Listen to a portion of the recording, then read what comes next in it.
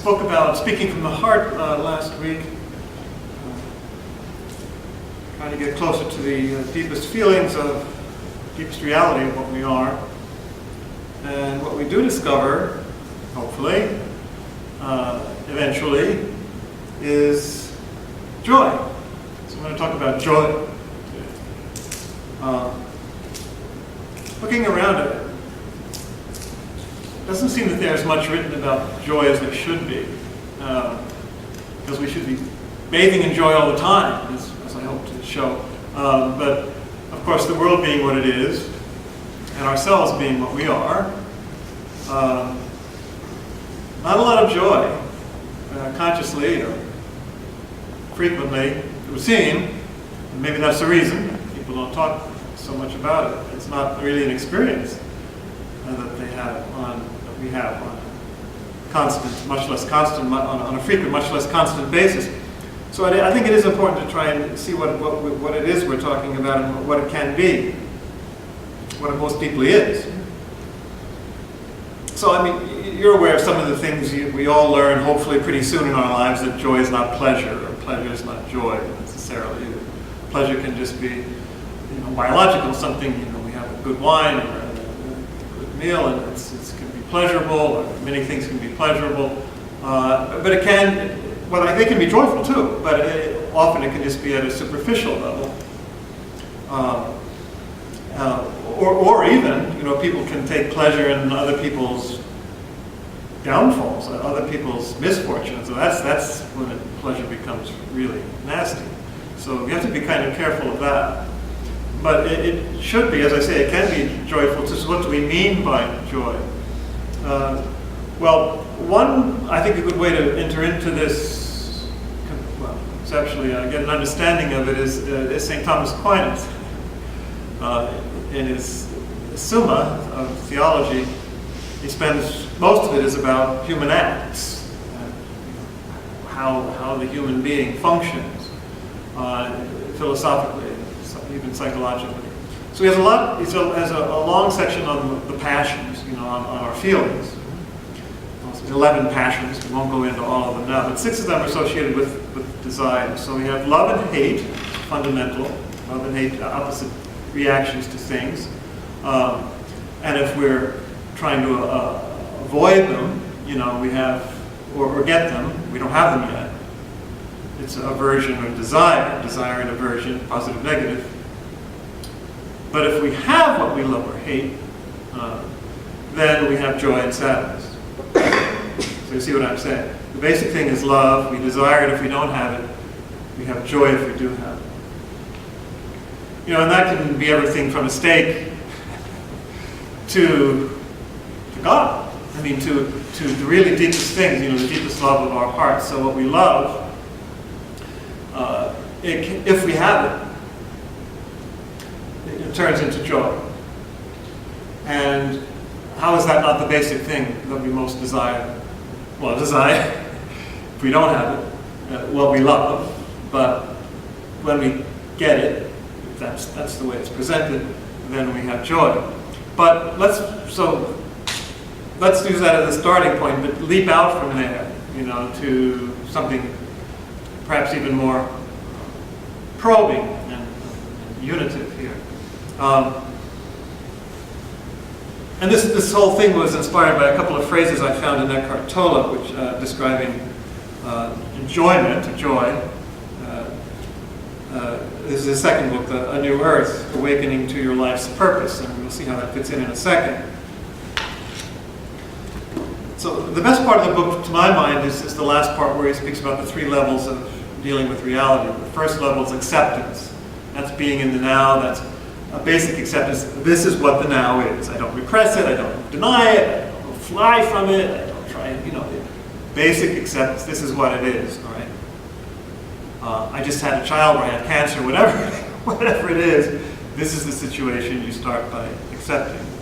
Once you start from that place of peace and acceptance, then you can follow the deeper inspiration to change it, or just to accept it, peacefully. Right? That's the first level. What he talks about is the second level, what can be possible in our lives, is when we surrender to it. peace turns to a sense of aliveness. That's what we're talking about. Aliveness when you enjoy what you're doing. So these are the phrases that caught me when I read it this time. Joy is the dynamic aspect of being, with a capital B.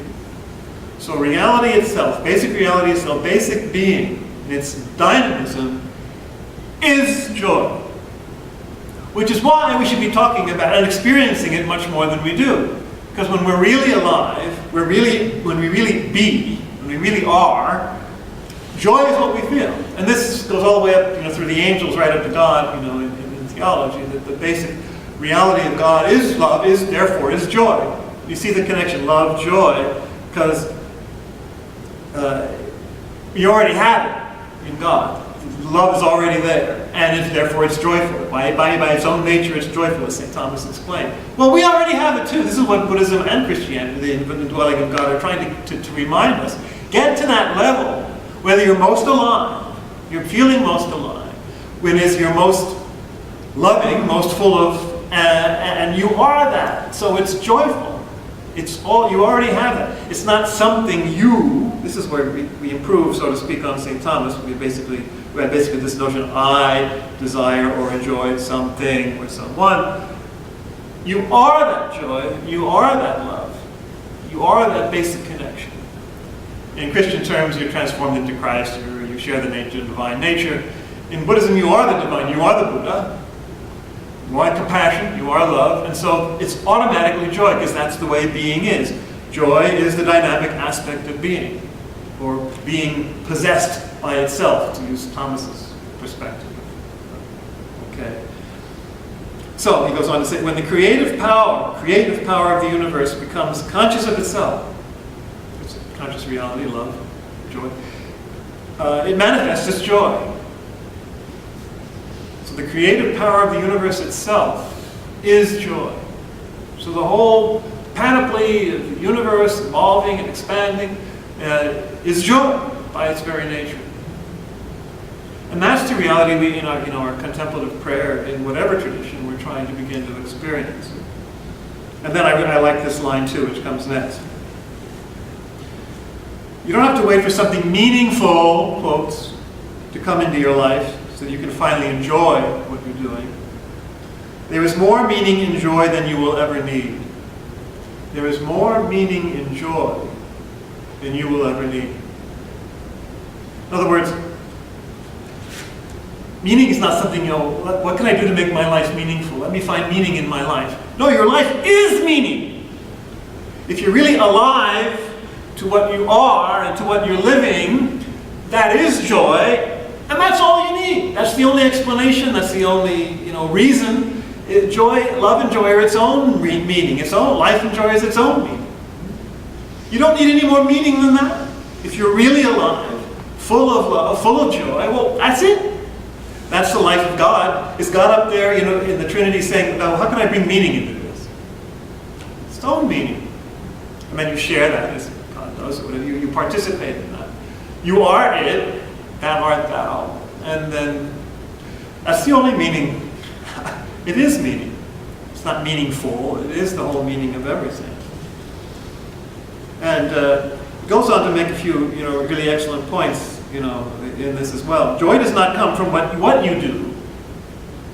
It flows into what you do, from within you. So it's not that you enjoy doing something. What you enjoy is, this is a very good insight, you enjoy is the being alive in what you're doing.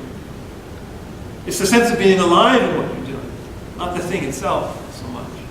It's an interesting point, an interesting distinction. So the aliveness is one with who you are, that being alive. So that enjoyment, it says the joy of being is the joy of being conscious. It's a conscious reality. And that flows, into a sense of, art, whatever it is that you're doing, you become really possessed by something, by something deeper than your ego, deeper than yourself, right? Because what we're talking about here, whether in Buddhism or Christianity, it's a life that goes beyond your conscious control, your conscious ego, and that's what he develops next. He quotes at the end of the section the Sufi master Hafiz, I am a hole in a flute that the Christ's breath moves through. I'm a hole in the flute that the Christ's breath moves through. In other words, the ultimate reality, the absolute Buddha, Christ, is I'm swept up in that. I am that. Listen to this music. And so his third degree, Eckhart told us, third degree is enthusiasm. You don't just enjoy what you do, you're enthusiastic. What he means by that is, enthusiasm means there's a deep enjoyment in what you do, plus the added element of a goal to the enjoyment of what you do. So in other words, there's a reason for it. There's a movement to share. Remember, we said life and love are its own meaning, but it's the sharing of it and the finding a way to share it, finding a way to mirror that in the world that is the enthusiasm, your particular call to mirror that, to be the flute for that, to be the instrument of that, in a particular way. That's the enthusiasm.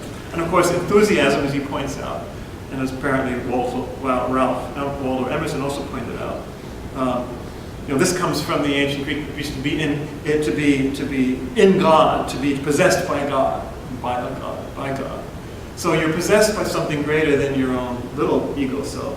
You discover who your real self is, and then you're enthusiastic. How can you not be? Because you're being possessed by this. You are it, as you describe. And he says, so this is not stressful. It's kind of like effortless. First meditation, in the meditation on the tower, is about this effortless consciousness and effortless action. He says, when there is stress, it's usually a sign that the ego has returned. So when this dynamism, this joy is somehow squelched down, it's because somehow it becomes stressful and your ego has returned somehow, calculating or fearful or controlling or whatever it is. It's a very good point. So stress normally means the ego is at work. And, he says, enthusiasm and the ego cannot coexist. That's really wise. Check it for yourself. Enthusiasm and the ego cannot coexist. If you're enthusiastic, your ego has vanished, at least for that moment when you're enthusiastic. Your ego's gone. You're possessed by something more. But as soon as the ego comes back in, then you lose your enthusiasm, because it's the controlling, fearful, limited. Very interesting insight. Point being that we are called to be enthusiastic. We're called to be enthused. And that's our, because we are that basically by nature. Now some might say, well, what about all the sorrow in the world? What about all the suffering? Is being just enthusiasm? Is being just enjoyment? That's a good point. Some even deny God for whatever God, for that reason. But as you come down to this deepest level, we discover this enthusiasm, this joy, this love and compassion at the same time. Then you see, well, that's all included somehow. The passion and the resurrection of Christ is somehow included in God's life and love, in Christian terms. And the compassion towards the universe in Buddhist terms. I like what Sister Elizabeth Johnson says, that, about God working in evolution, the Holy Spirit working in evolution. All the suffering and all the dying, and all the conflict that goes, with the evolution of the cosmos. God is there in it, just like God is in the suffering. God is not above it, And Zen puts you right in the middle, the reality. Emptiness is right in the middle of the forms as they dissipate, as they coexist, as they die, and as they live. So somehow it is all included. And it's hard to say the tone of it. I always quote this phrase, you're probably tired of hearing it by now, but I always say it's Richard Rohr's best expression, and the most profound statement I ever heard is that there's only one joy, and that's what we've been talking about this evening. There's only one joy, and there's only one sorrow. And they're the same thing. So somehow all the sorrow of the universe, the compassion, and all the joy of the universe and the love is one reality. Now, that's completely incomprehensible probably to St. Thomas's idea, well, there is either you got it or you don't, and it's you're either happy or you're sad, your joy or sorrow. No, it's This is non-duality. This is beyond thought. This is beyond logic. And it's something you have to really experience for yourself to see how true that is. What Richard also calls a bright sadness of really wise and mature people. A bright sadness. It's just sadness, but it's not just la la la either. It's obviously deeper than that. But I do want to insist, that in the midst of all this, joy has the last word. If you want to still think in those terms, joy is what it is, what is most ultimate, what it is all about. That dance, that sharing, that light, and that life and that love. So the deeper we go, the more joy we find. It's the dynamic aspect of being. It's who we really are. So I do want to conclude with. I didn't find so many famous writings about joy, but I think the most famous one, I thought of it this afternoon, at least arguably the most famous one is Friedrich Schiller's Ode to Joy. And why is it famous? Well, you can tell me. It's not famous because it was written by Friedrich Schiller. It's famous because it's the finale of the Ninth Symphony of Beethoven, right? I'm sure you've heard this. So you can say, well, is this the beginning of this is poetry? What's wrong with that? You can say it's deist, it's pagan, it's not really Christian. Well, labels. But it's still fitting into what we've said tonight. You'll see that it is very profound. So I'm going to quote part of it, and explain how it fits into what we've been saying. I'm not going to do the whole thing. I'm going to first start by reading it in German, though, because it's so you can get a sense of the rhythm and the rhyme. Okay, and then we'll translate it. Freude schöner Goethefunken, Tochter aus Elysium, wir betreten feuertrunken himmlische dann Heiligtum. Deine Zauber binden wieder, was die Mode streng geteilt. Alle Menschen werden Brüder, wo dein sanfter Flügel weilt. And what that means is, joy, you are a brilliant spark of the gods. So the joy is the light of God. It's a spark, it's a light. You're a daughter from paradise, basically Elysium, the Greek paradise. We enter your sanctuary, feuertrunken, drunk with fire. Drunk with fire, it's intoxicating, and it's flaming. Heavenly One. Your magic binds together what convention has divided. Wow. Your magic, the magic of joy and love, binds together what stupid human convention, drives apart. All humans, all men all humans are brothers where your gentle wing rests. So that's what I mean by bringing together love and compassion, and joy brings people together. We're all brothers and sisters in this ultimate reality. We experience that. Freude trinken alle Wesen an den Brüsten der Natur. Alle Guten, alle Bösen folgen ihrer Rosenspur. Küsse gab sie uns und Reben, einen Freund geprüften Tod. Wollust ward dem Wurm gegeben und der Cherub steht vor Gott. All creatures drink joy at nature's breasts. How's that?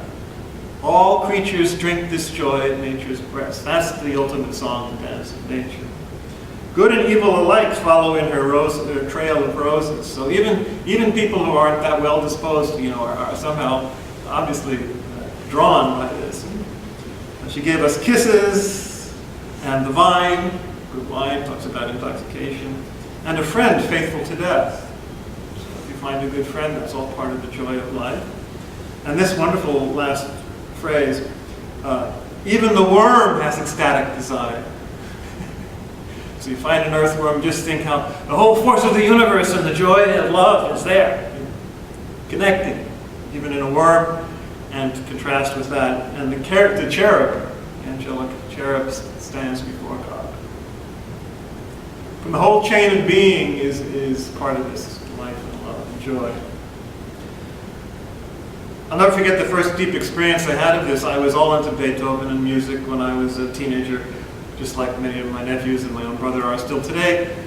And so here I was on a plane, a jet plane, on my first trip to Europe when I was 16, just 50 years ago.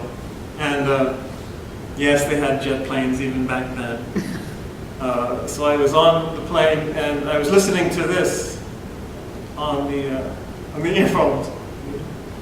And I just was thinking, wow, this whole reality was opening up for me. Here I was going to Europe for the first time. I was flying through the sky on a modern thing, and everything from the worm to the cherub was singing the praise of God in Beethoven's language and Schiller's language.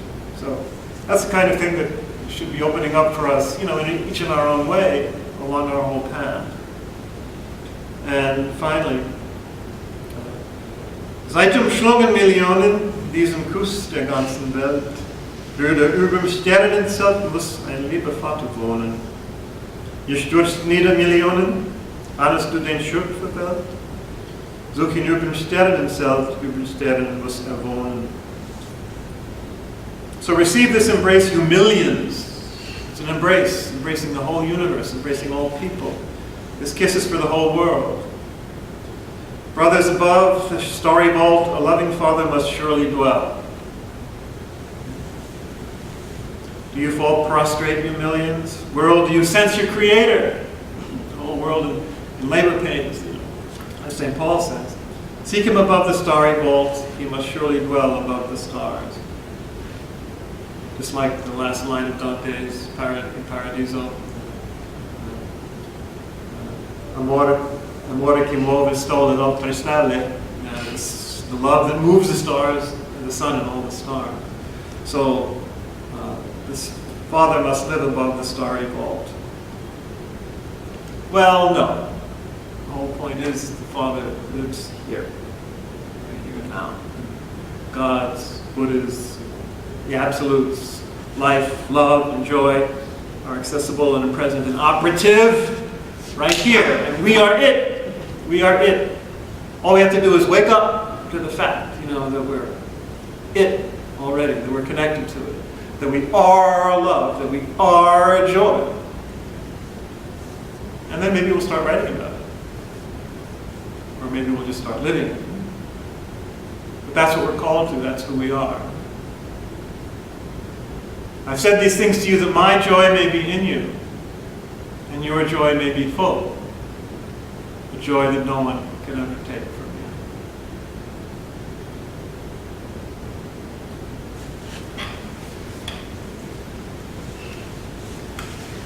Any comments or objections?